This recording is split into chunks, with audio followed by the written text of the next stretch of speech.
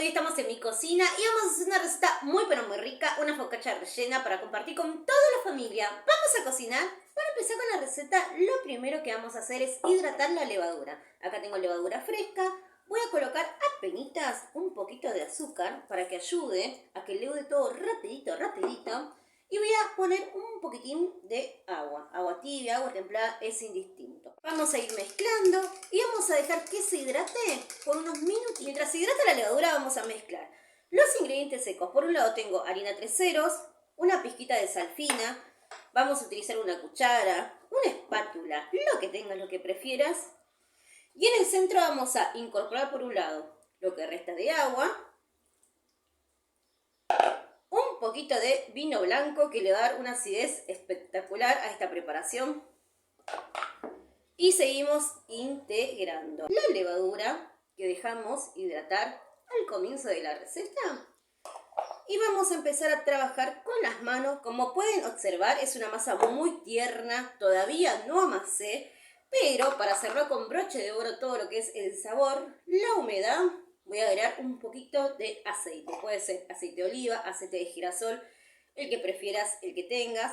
Voy a arrastrar todo lo que tengo en la espátula. Y ahora sí voy a empezar a trabajar con mis manitos mágicas para activar el gluten, para que tenga un buen leudado, y todo eso es gracias al amasado. Vamos a ir amasando hasta que quede todo homogéneo y un bollo tierno.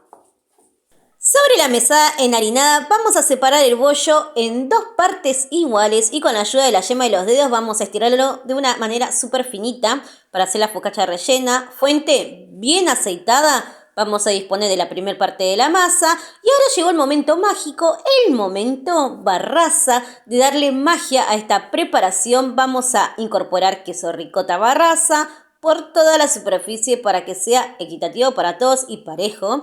Voy a sumar también queso cremoso, pellizcando pequeños cubitos por toda la focaccia. Y para cerrar con broche de oro, también voy a incorporar queso mozzarella que le da una terminación espectacular a esta receta.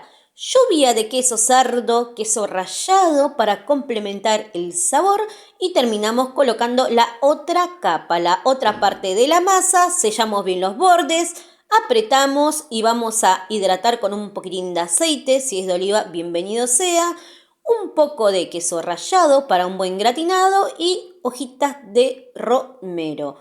Horno a 180, 25-30 minutitos hasta que esté doradito, que tenga piso y quede súper rico.